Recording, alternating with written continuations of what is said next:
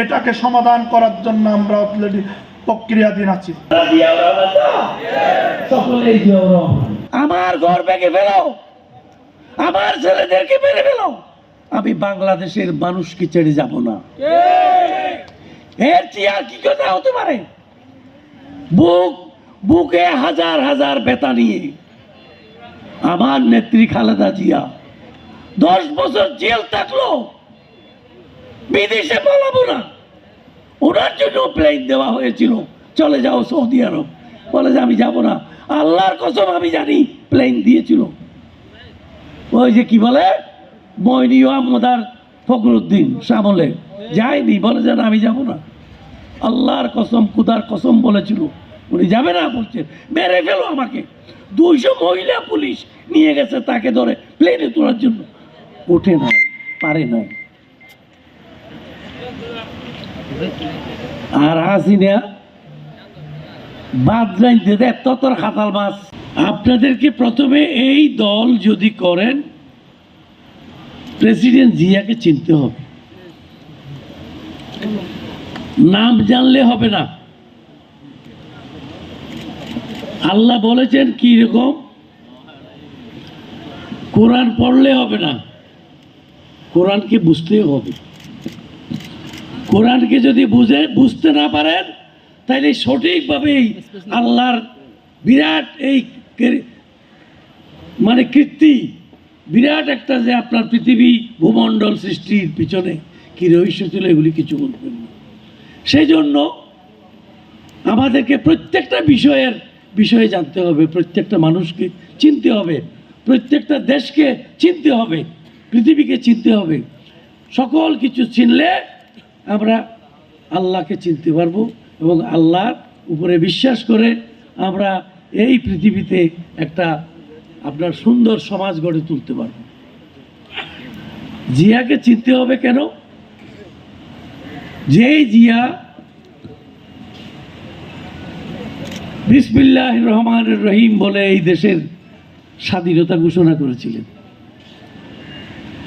এই দেশে জিয়া নামে একটা লোক ছিল, সেটা কেউ চিনত না। সেদিন স্বাধীনতার ডাক দেওয়ার কারণে জিয়াকে অনেকেই চিনেছেন, সারা দেশের মানুষ চিনেছেন, পৃথিবীর মানুষ চিনেছেন। কি এমন একটা মানুষ আছে মেজর জিয়া, যে বাংলাদেশের স্বাধীনতা ঘোষণা করেছিলেন। স্বাধীনতার ঘোষণা তো অনেকেই অনেক টুট্টে মাছর গিয়ার ডোল দুমরা দৌড়ি করি কে লগেল গই, স্বাধীনতার ইতিহাস কি? কিন্তু ইতিহাস কখনো ভুল পথে যায় না, সঠিক পথে ইতিহাস থাকে।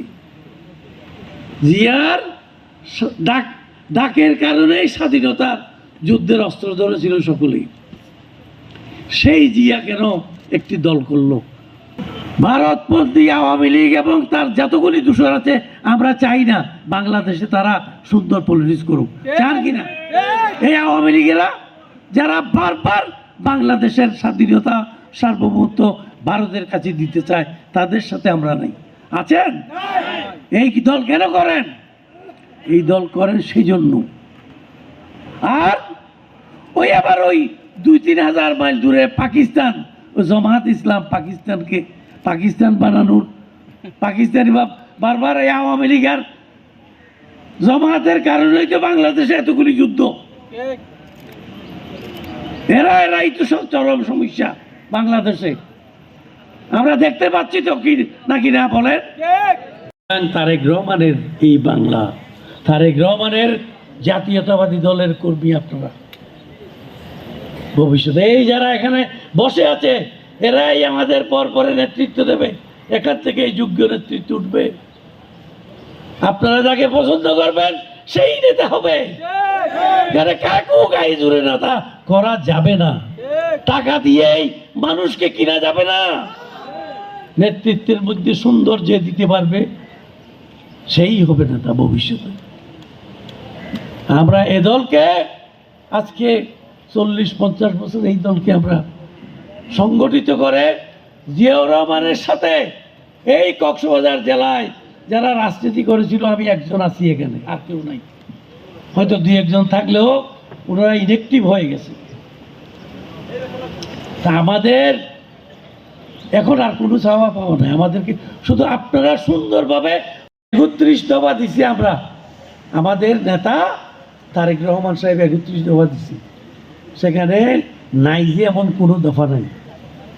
সংবিধান সংশোধন, হ্যাঁ, সংবিধান সংশোধন থেকে আরম্ভ করে সকল ধর্মের মানুষকে এক রাখা, আইন কানুন সমস্ত কিছু পরিবর্তন করা, জনগণ যাতে উপকৃত হয়, জনগণের উপরে যাতে কোনো নির্যাতন করতে না পারে কোনো মানুষ, কোনো পুলিশ, কোনো অফিসার, এগুলির জন্য সুন্দরভাবে আমরা সেগুলি সংস্কার করব।